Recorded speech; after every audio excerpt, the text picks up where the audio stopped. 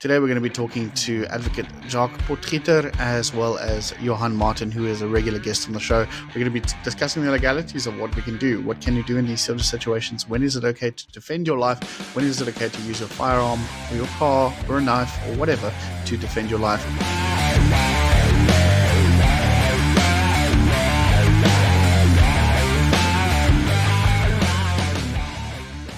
So, Johan and Jacques, we've got you guys on the show. Thanks so much for coming on board. It's really, really great to have you here.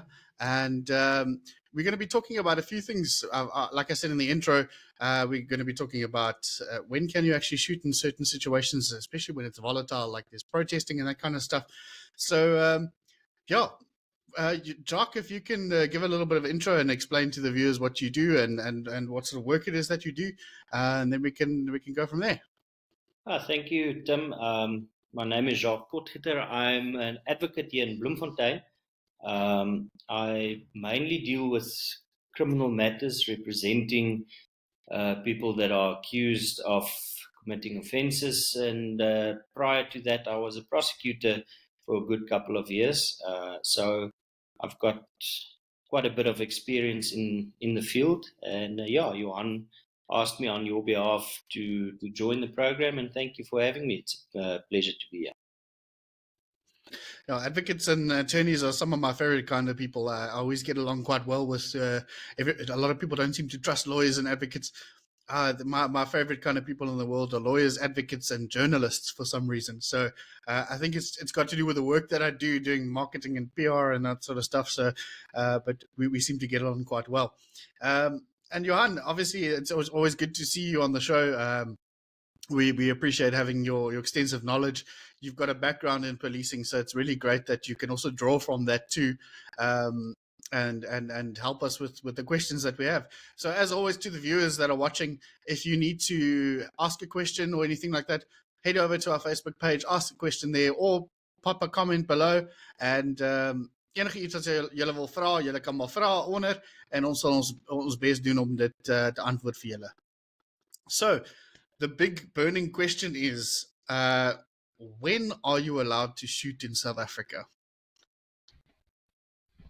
Tim, I think perhaps just to start off with, it's a burning question, but not necessarily an easy one. What the listeners have to keep in mind when we talk about this topic is that each scenario will obviously depend on its own and will have its own merits, and I can't give an exact guideline, if you want to call it that, as to what situation exactly gives you the right to shoot and when not to. But perhaps let me start off by explaining it in this fashion, is that when a shooting takes place and somebody is either injured or then killed during the shooting, there's two considerations or two possible defenses that might arise out of that. The first one is called private defense. Now, it's specifically called private defense in law and not, as it's colloquially known, as self-defense, because it extends the right to defend yourself, your property, and also a third party. So it's not necessarily only to attack directed to yourself. And then the second one that is closely interlinked is putative private defense, and I'll explain that a bit more in detail. Perhaps just to give a little bit of background into private defense, there are certain elements that is considered when you deal with a situation such as that. Now, firstly, you can only defend yourself, your property, and a third party against an unlawful attack. So the first requirement for establishing such a defense is that there must be an unlawful attack upon yourself, upon a third party, or upon your property that you are trying to protect. Secondly, the unlawful attack must be imminent, or it must still be in process. So important to consider that the attack must not be completed. You cannot avail yourself on private defense if the attack upon you has been completed, they are fleeing per se, or if you act out of revenge, if I can put it in those terms. So it must be imminent, and it must not yet been completed. Before, sorry, before you carry on there, many years ago, there was it's this usually happens around the braais and that sort of stuff. There was a braai in Kroonstad en ons allemaal 'n paar dop ingehaat and someone spoke about his brother that used his firearm in self-defense, and his brother is now in jail. And I asked him what were the circumstances that the guy come in and point the gun at him, and he said what happened was die ou het ingebreek, hy het my TV gesteel en my vrou aangerand en 'n paar goedjies gesteel, en toe hardloop hy buite, toe wil hy oor die muur spring, toe gaan my boetie daarso en hy het hom gegryp, op die grond gedruk en hom geskiet. Um, and I explained to him, well, that's why your brother is in jail, because he actually committed a murder. He executed someone. Yes. So it's important what you're saying there. Yeah, specifically because in the scenario that you are depicting, the attack specifically has been completed already. Now, it also falls into the further elements in that when you act out of self-defense, the act must be necessary. It means that you have to complete that action to protect the rights that you are trying to protect. Now, for instance, in the example that you are given, that you have just given, firstly, the attack has been completed, but then the action of then further shooting and killing this perpetrator is also not necessary, because you've already had him on the run. You've already, in your example, apprehended him and subdued him. So no longer is there an action of shooting necessary to protect the rights that you are trying to protect. So that's a classic example of where defense of private defense would not be able to succeed. No, it's an important thing to look at, absolutely, and a lot of people need to realize this, and because it's a common misconception, people just say, "Yeah, I'm just going to be able to shoot," and that's not necessarily the case. So I'm really glad that you brought up some of the points that you're bringing up, because it's not things that you often see on forums, and it's not things you see on Facebook or in general sort of information. Yes, no, definitely. I think after the elements that I've just mentioned, a further one that is pertinent to also discuss is that after you've now seen that there was an unlawful attack upon you, that it's still imminent or not yet completed, that your actions to shoot is necessary, there must also be a reasonable balance between the actions that you take and the rights that you are trying to protect. Now, the case law on that is quite clear, in the sense that it does not have to be completely in proportion with one another. But for instance, let me use an example. You can infringe upon somebody's rights by swearing at them, and then that does not justify taking out a firearm and shooting that person, because the proportion of the right that you are trying to protect, being your dignity and self-value, is not proportionate to taking a life in that regard. So there must at least be a reasonable balance between what you are trying to protect and the right that is infringed at the end of the day. Another example I can probably add to that is it's happened to me. A guy standing 50 meters away from you and he shouts at you from across the road, "Ek gaan vir jou doodmaak," of "Ek gaan vir jou doodbliksem." It wouldn't be justified in that situation then to pull your firearm and go, "Oh, he's going to attack me," and then shoot him. If you can get inside your house and lock the gate, then it's okay. Yes, you inadvertently point also to another consideration with private defense, and that's the so-called, is there a duty to flee at the end of the day. Now, our case law is quite clear that it does not expect you to flee in an instance where you are confronted with somebody that's chasing you with a knife, because if you turn your back and you are chased and you are caught, you might lose your life. So there's no duty in that circumstance. But it boils down to the element that we discussed just now, insofar as what is necessary. Um, in the scenario that you just depicted, it's not necessary to pull out a firearm because there's no imminent threat to your bodily integrity if he's standing across the road 10, 20 meters from you and only shouting a threat towards you. So that element of whether the action is necessary, I believe you would be in trouble if you do pull out the firearm and shoot a person in such a scenario.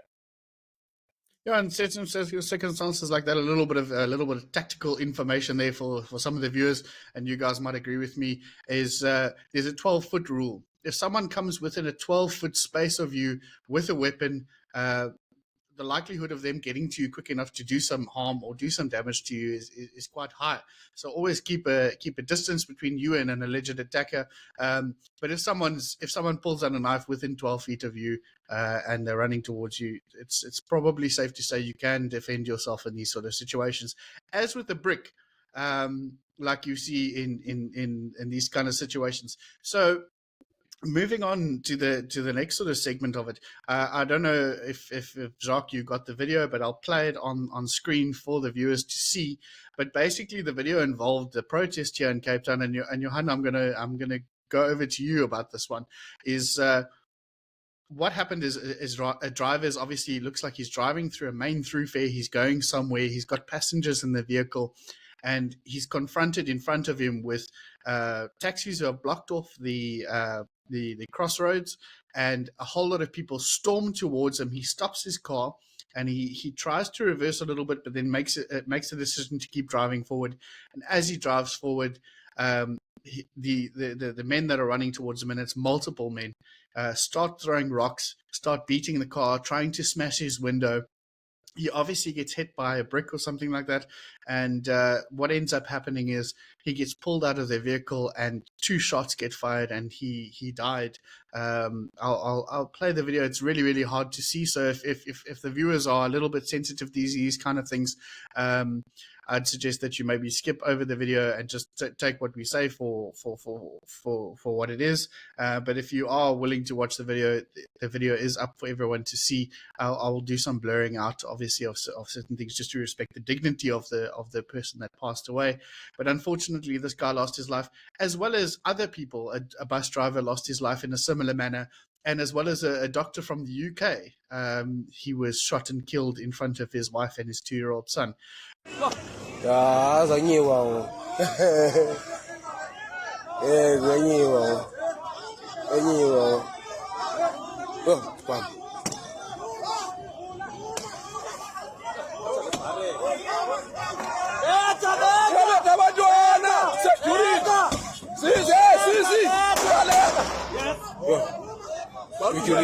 Drive, what did you drive?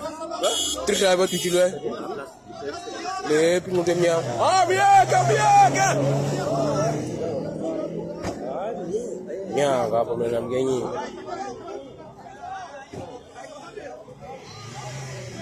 Yo. So Johan, in your experience, you've obviously had multiple instances where you've dealt with this kind of thing or similar instances. What would your advice be to the viewers in a situation like this? What would probably be the best option for you if you come across a similar sort of situation? Yeah, it's, if you look at the scenario that you just told us, if there's you can do two things. You can either continue and see if you can go through that. What actually happened is that the guy couldn't go through, or you can, if you have enough time, turn around. It's very difficult to make a split decision at the time. But I think the guy in question, or the driver there, should have turned around rather than and confront the rioters, specifically because I'm sure that he knew about the unrest in the Western Cape, and having that in mind, I think it was a bit risky for him to carry on as he did, and we know what the results were. Yeah, absolutely, and it's really sad, and I mean, our condolences to the family that lost a member of their family. Um, in these situations, and I often tell people, and it's repeated many times throughout the gun world, is that the best kind of self defense is avoidance of the situation totally. So if you can avoid that kind of situation, that's the best way you can defend yourself. Knowing that you've got a gun is part of is a good thing, but having that knowledge and then saying, well, the gun's going to get me out of the situation is probably not the best idea. So if you do see the highway being blocked off, there's tires burning, there's rioters everywhere, we only carry a certain amount of ammunition as well. So are you going to end up trying to shoot 100 people? There's not a chance that that's going to happen. Um, uh, People get overrun, and I mean, it's probably a bit of an extreme example. If you look at the movie Black Hawk Down, that chopper landed, and they were just overrun by people. No matter how many people they shot and killed, they were still overrun and captured and killed. So your best kind of thing is to avoid the situation. So if you see it, stop your vehicle, try and reverse and get out of there safely, rather than trying to drive through it. Because I can tell you personally, a brick coming through your window at speed will do some damage. It can kill you. It can kill occupants in your vehicle. It can render you unconscious. It's the best thing to do is to get out of there. And if you can't get out of it, if you can't get out of a situation like that, where someone is throwing a brick with you, like we saw in another incident, someone was driving to the airport in Cape Town. It seems like their vehicle was disabled, and they couldn't get out of the situation with their vehicle. They ended up pulling their firearm and shooting one and injuring two. Um, in your opinion, Johan, if a brick is a brick seen as something that can be a dangerous weapon that can kill you, and if someone is trying to throw a brick at you, can you shoot them? Yeah, it's another question that's difficult to answer. If you're driving a vehicle and the guy's coming to you, and you know that it's the brick will go through your windscreen. I mean, if it's near the vehicle, uh, and you can protect you in that way. Certainly, you are allowed to take a shot at the guy to protect yourself, life and limb. But it's if a guy is throwing a stone from you from 20, 30 meters, it's always possible to avoid such an attack. So it depends on always on the circumstances. Yes, absolutely. Jacques, so is self-defense coupled only to firearms, or can I use other instruments to defend myself in a self-defense situation? No, it's for you to rely on private defense. In fact, it can be with your fists, it can be with any other means that you can protect yourself and rely on it. I think it gets a bit more complicated with firearms because of the damage that the firearm can do. So it's it's almost easier to rely on private defense if you do not have a firearm, in if I can put it that way, because the stakes are so much higher in that regard. But we see it on a very regular basis that people rely on private defense with many other weapons or many other means as well. So, to answer your question, it's not only specifically related to firearms. All right. So there's a few other situations where, for example, um, a crime is being committed in front of you. So we're going to go back again to the riots sort of situation, because it's the theme of the show. But we're in a situation where this sort of unlawful behavior is happening, and you come across a situation where a man is attacking a woman, or he's holding her, and he's viciously assaulting her.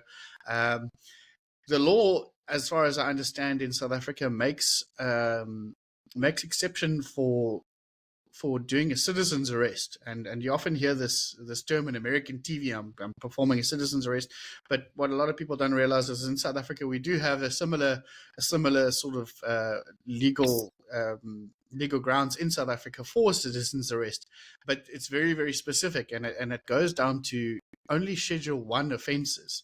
And you're both welcome to talk about talk about these things. What is the South African idea of a citizen's arrest, and under Schedule 1 offences? What are Schedule 1 offences, and what constitutes you lawfully being able to arrest someone, and what would that arrest look like? I can maybe come in there, Jock. Section Section 42 of the Criminal Procedure Act allow an arrest by private persons without a warrant of arrest. And Section 49 actually says how and how much force you may use.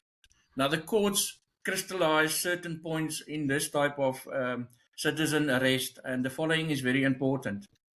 The arrester, that's going to make the arrest, must intend to arrest the suspect for the purpose of handing them over to the police. Shooting at fleeing suspects out of irritation is not an attempt to arrest. The power to arrest must be exercised sparingly, and a use of a firearm should be resorted to with caution, and then only after the suspect has attempted to escape or offered resistance. There's a case law, State versus Marinus. I'm sure Jacques knows about that case. There must be a proportionality between the degree of force used and the seriousness of the crime of which the person is suspected. Can't just shoot a guy or try and arrest a guy that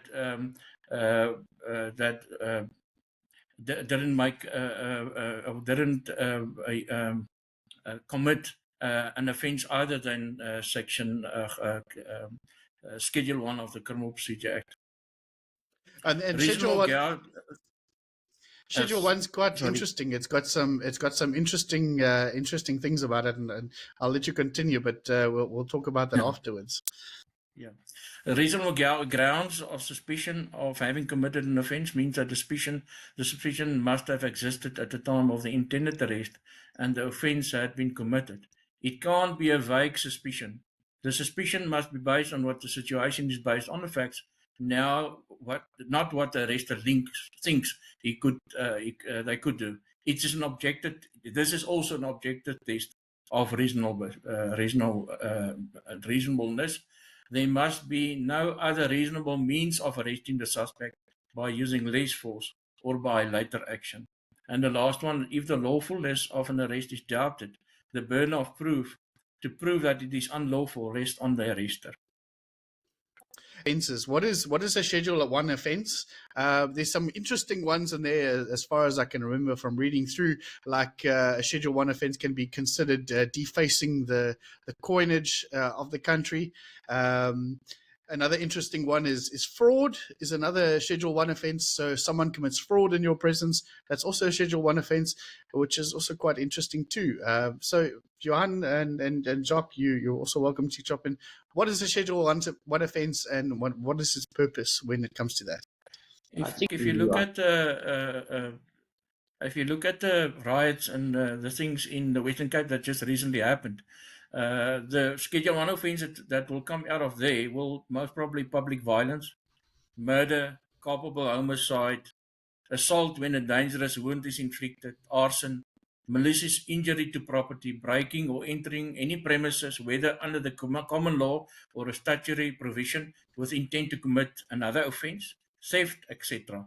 So Jacques maybe just tell us if there's any other that he remembers or that he knows of. No, I think you covered all of them, Johan. I think just for interest's sake, Tim, you made the comment that there's some interesting offences listed in Schedule 1, and what we have to remember when we look at those offences is that it's not only in relation to private arrests that Schedule 1 has applicability. It's also guidance to the police, or actually guidelines to the police when they may arrest without a warrant. So that's why you find a whole host of offences, because it also regulates the police's actions when effecting arrests where they don't have a warrant of arrest available to them. And that's why you get instances of fraud, etc., which is not necessarily applicable to the current topic of conversation. Yeah, I just want to mention you've mentioned people that died. I got a message this morning on doing my homework for this podcast. They say 5 people died in the Western Cape to the strike-related violence, and then including that 40-year-old British doctor on holiday with family members in the country's tourist hub. He was shot after he took a wrong turn while traveling from the airport and was caught in a protest in Nyanga Township, the police said. And at least 120 people were arrested for rioting or protested related crimes during that week. It was quite hectic. Your best line of defense is to try and avoid it totally, and not get in that situation. But like we've heard and we've discussed, the important thing is that if you are stuck in a situation like that and your life is in danger or the life of someone else is in danger, that there's an imminent threat to your life, then you can use your firearm or your vehicle or something else to defend your life in order to get out of there alive. So that's obviously reassuring. It's not a situation I think anyone wants to be in, but it's a good thing to know. Yeah, I think, Tim, your comment is specifically pertinent, is that you would rather try and avoid any such situation, even if your actions do amount to private defense, as we have discussed.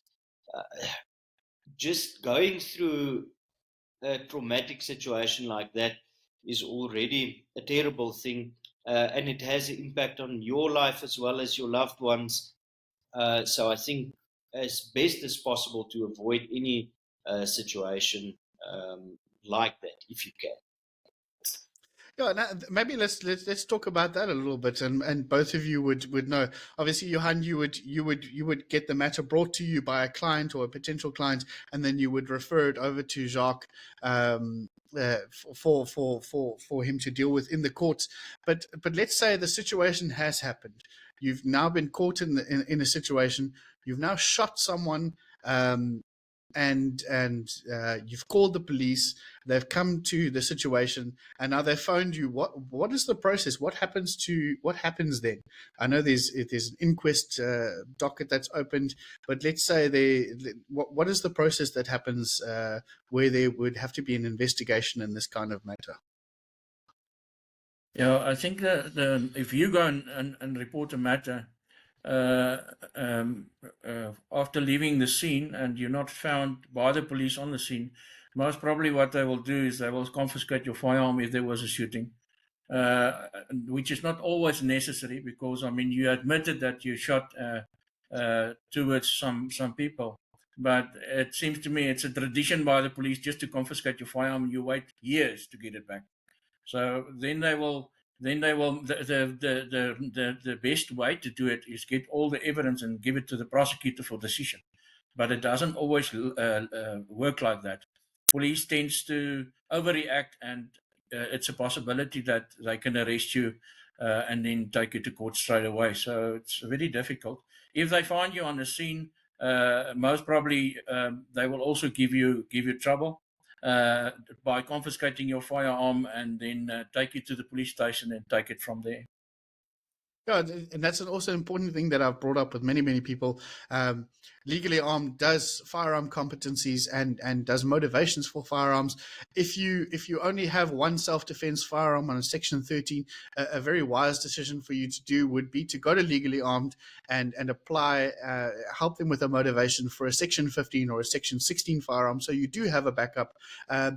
join a sports shooting club. I think any firearm owner would be wise to do so, is join a sports shooting club where you go and do SAPDA, where you do sports shooting involving targets and movement, sitting down and shooting, where you can learn these sort of techniques of using a firearm for self-defense.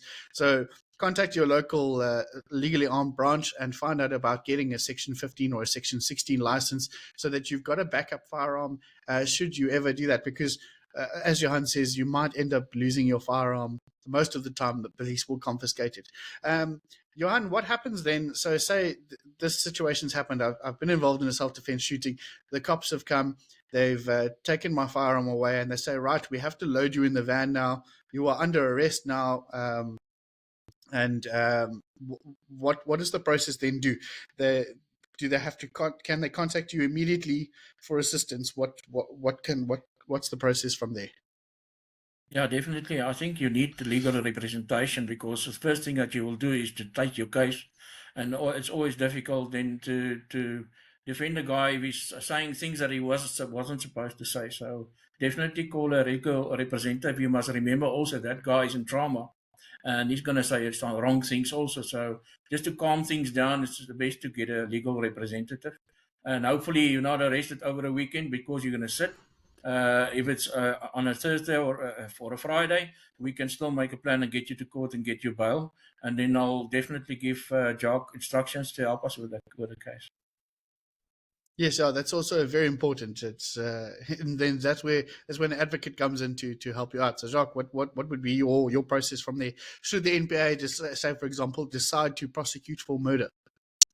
Yeah, I think whilst we're discussing the process, there's two ways that uh, it might play out. The prosecutor may decide initially that there's not sufficient evidence to bring a charge immediately. It will then be investigated, and they would handle it in what they would term a decision doc, but needs still to be made, and after investigations are completed. Or it can be enrolled, and then investigations can be proceeded with whilst the matter is on the court roll itself. From there on, also just another process that I must mention is, even if you are not immediately arrested, you mentioned it earlier, Tim, it can go by way of an inquest, which is a formal procedure where the evidence is presented before a magistrate, and the magistrate's task is only to determine whether there is a prima facie case to be made out against a person implicated in the crime. So it's almost a court process before the actual court case itself. That is also one of the possible procedures or possible ways that it may play out. And yeah, unfortunately, any court process is traumatic for the people involved, and there's a lot of stress that accompanies accused as well as their families when dealing with it. So it is something that is unpleasant, and I believe anybody would rather wish to avoid. And there's something that I'd like to mention, and that it comes up often. You'll often read about things in the news where the media likes to perpetuate this as well. They say that there was a shooting incident involving a man who shot someone who had broken into his house or was trying to attack him, and the police have now arrested him, and he's been charged with murder. The police opening an inquest docket into an unnatural death does not mean that you are being charged. Because you have been arrested and taken in for questioning also does not mean you have been charged yet either. That's something that's very important to notice. You can shoot someone, be arrested, be in a holding cell, and then on Monday morning go to court and not be charged at all. A charge is something that is brought by the National Prosecuting Authority, where they say, okay, now we're officially charging you with murder. We've done an investigation or an inquest has been done, and now we're going to go to trial to decide whether you're guilty or not guilty. So that's something that people need to bear in mind too. they can also, after that entire process, it's also incredibly stressful, but they can, after that entire process, issue a not prosecuting, or what's it, a nollie prosecute, that we're not going to prosecute you, and then you're free to go. You haven't been charged. There's nothing going to be stuck to your name. They can't decline you from owning another firearm because you were never found guilty of any crime. I think the misperception and perhaps also the miscommunication part comes in is that you're quite right in that the charges are instituted by the National Prosecuting Authority officially in court. However, when the police arrest you and take you in for questioning, they also then have a decision at that stage to make whether, and they also use the term, I now charge you with the offense and I'm going to hand it over to the National Prosecuting Authority. And I think that is where the misperception comes in. But as you are referring to this situation, you're quite correct that the charges are officially instituted by the National Prosecuting Authority, and they are the ones that lodge the charge sheet with the clerk of the court, which indicates that there are now currently charges pending against you. Yeah, and if you're found not guilty in these things, and self-defense was determined to be the reason that and that was accepted by the courts, or whoever, or the NPA, that it was self-defense, then you're scot-free. That doesn't sit against your name, and it doesn't impact other things. So I think, as a total recap, Johan, if you're in a dangerous situation where your life is at risk, or the risk of someone, or someone else's life is at risk, you are entitled to shoot in self-defense. If you come across an incident where someone is committing a Schedule 1 offense, and it's really easy to find, go and just do a Google on what Schedule 1 offenses are. You can read about it. If you come across someone committing a Schedule 1 offense at that specific time, you are entitled to arrest them. There obviously is certain instances where you can use a firearm or you can use force, or reasonable force in a certain situation to enforce that arrest. And obviously, in a self-defense defense situation, the best thing to do is contact your attorney. And if you're in the Bloemfontein area, you are very lucky because you've got Johan and you've got Jacques there. So that's the next little bit we're going to talk about. Johan, how can people get hold of you? And it's not necessarily if you shot someone. If you need a firearm, if there's estates that you need to be sorted out with firearms, if you need just any attorney's advice, or an attorney, Johan, how do they get hold of you? Yeah, I'm an ex-policeman, so I'm always available, even after hours, on my cell phone anytime. I mean, I won't give you trouble if you phone me 2 o'clock in the morning if you need representation. That's what we do. So my details are on with you, Tim. You can just put it on for us, and then also by email. I've got no problem with that. But if you have a crisis at this stage or any time after hours, I'm available on my phone. That's perfect, and I'll put that up on screen for everyone to look at. And unfortunately, you can't take services of an advocate directly off the street. An advocate in South Africa has to be referred by an attorney. I hope you found this episode really, really informative. I've learned a lot myself. I think it's very important. Make this video go viral. Share it to everyone. Don't forget to hit that like and subscribe button below, and share this video with your friends.